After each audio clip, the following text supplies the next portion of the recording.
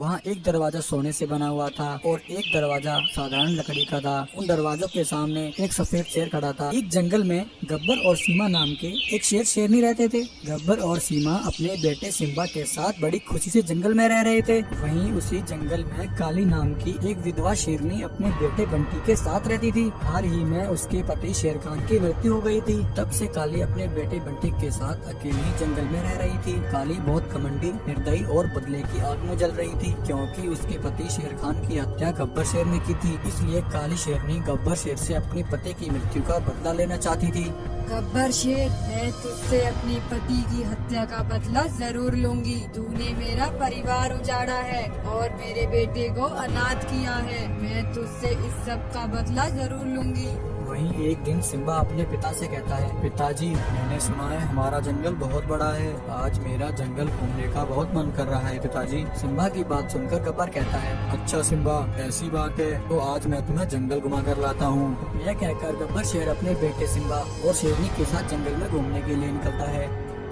सारा जंगल घूमने के बाद जब शाम को वह सब वापस लौट रहे होते हैं, तभी सीमा थोड़ा पीछे रह जाती है। गब्बर शेर सिम्बा को लेकर थोड़ा आगे आ जाता है। तभी कोई पीछे से आकर अचानक से सीमा पर हमला कर देता है और सीमा को वहीं मार देता है। जब गब्बर शेर देखता है कि उसकी पत्नी सीमा उसके साथ नहीं है, तो गब्बर वापस पीछे आकर देखता है तो उसे सीमा की लाश दिखाई देती है। उसकी पत्नी शेरनी मर चुकी होती है। सीमा की ऐसी हालत देखकर गब्बर शेर बहुत दुखी होता है। अरे सीमा, यह तुम्हें क्या हो गया? तुम मुझे छोड़कर कैसे जा सकती हो? अब मैं हमारे इस बच्चे का पालन पोषण अकेला कैसे करूँगा?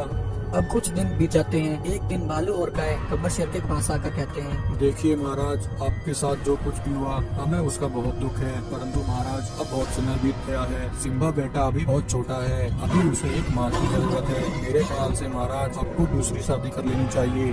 हाँ महाराज, मैं भालू की बात से सहमत हूँ। मेरा भी यही विचार है कि आपको सिम्बा के लिए दूसरी शादी कर लेनी चाहिए।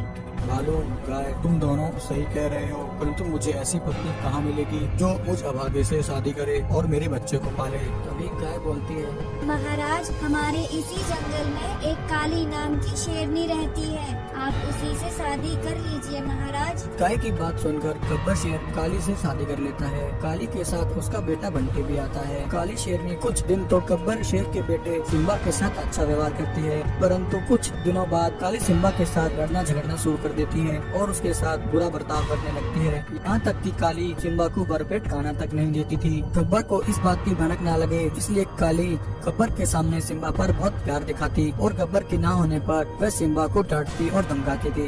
एक दिन अचानक से गब्बर शेर बीमार पड़ जाता है। काली बंटी और सिम्बा से कहती है, सिम्बा, बंटी, जल्दी जाओ और भालू हकीम को लेकर आओ। सिम्बा और बंटी भालू हकीम को वहाँ लेकर आते हैं। भालू हकीम गब्बर की जांच करता है और कहता है, सुनो काली बहन, गब्बर शेर की हालत बहुत ही गंभीर है। इन्हें तुरंत जादुई सेब खिलाना होगा, लेकिन वह जादुई सेब पास के जंगल में मिलेगा। वहाँ तुम्हें तो जादुई दरवाजे दिखेंगे, तुम वहीं चली जाओ। भालू हकीम की बात सुनकर काली अपने बेटे बंटी और सिम्बा को जादुई सेब लाने के लिए भेज देती है। कुछ देर चलने के बाद वह दोनों उन जादुई दरवाजों के पास आ जाते हैं। वहाँ एक दरवाजा सोने से बना हुआ था और एक दरवाजा साधारण लकड़ी का था। उन दरवाजों के सामने एक सफेद शेर खड़ा था। वह शेर उन दोनों से कहता है, सुनो बंटी और सिम्बा, यह दोनों जादुई दरवाजे हैं। इनमें से एक दरवाजा साधारण है, जिसके अंदर तुम्हें एक बूढ़ा शेर मिलेगा। वह तुम्हारी मदद करेगा और तुम्हें कुछ राज की बातें बताएगा। और इस गोल्डन दरवाजे के पीछे तुम्हें एक गोल्डन शेर मिलेगा। वह तुम्हें सोने चांदी से मालामाल कर देगा। अब तुम अपनी मर्जी से जिस रास्ते पर जाना चाहते हो चले जाओ। तभी बंटी कहता है, मुझे तो बहुत सारा सोना चाहिए, मैं तो इस गोल्डन दरवाजे के अंदर जाऊंगा। यह कहकर बंटी उस गोल्डन दरवाजे के अंदर चला जाता है, परंतु वहीं सिम्बा को तो वह जादुई सेब चाहिए था, तो सिम्बा उस साधारण दरवाजे के अंदर चला जाता है। साधारण दरवाजे के अंदर आते ही सिम्बा को वहाँ एक बूढ़ा शेर मिलता है। वह सिम्बा से कहता है, सुनो सिम्बा बेटा, मैं तुम्हें एक राज की बात बताता हूँ। उस दिन तुम्हारी माँ सिम्बा की हत्या हमारी सुतेली माँ काली ने की थी। काली ने पीछे से आकर तुम्हारी माँ पर हमला करके उसे मार डाला था। परंतु शेर, उसने मेरी माँ को क्यों मारा? क्योंकि कुछ समय पहले तुम्हारे पिता ने उसके पति शेर खान की हत्या की थी। शेर खान एक निर्दयी और घमंडी शेर था। वह तुम्हारे पिता को मारकर जंगल पर राज करना चाहता था। हमारे पिता से बदला लेने के लिए ही काली ने तुम्हारी माँ को मार डाला। अब तुम मुझे बताओ तुम यहाँ क्यों आए थे? शेर महाराज, मेरे पिताजी अचानक से बहुत बीमार पड़ गए हैं। मैं यहाँ वह जादुई सेब लेने आया हूँ। सिम्बा की बात सुनकर घोड़ा शेर उसे जादुई सेब दे देता है। उधर बंटी को उस गोल्डन दरवाजे के अंदर एक भयानक राक्षस मिलता है, जो बंटी को देखते ही उसे वहीं मार देता है।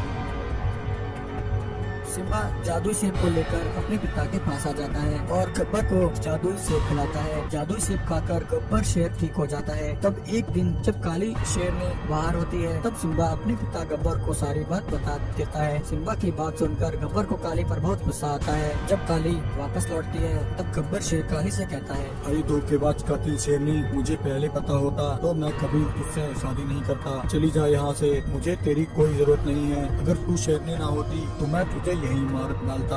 गब्बर शेर काली को हमेशा के लिए जंगल से निकाल देता है और अपने बेटे सिम्बा के साथ खुशी खुशी फिर से जंगल में रहने लगता है।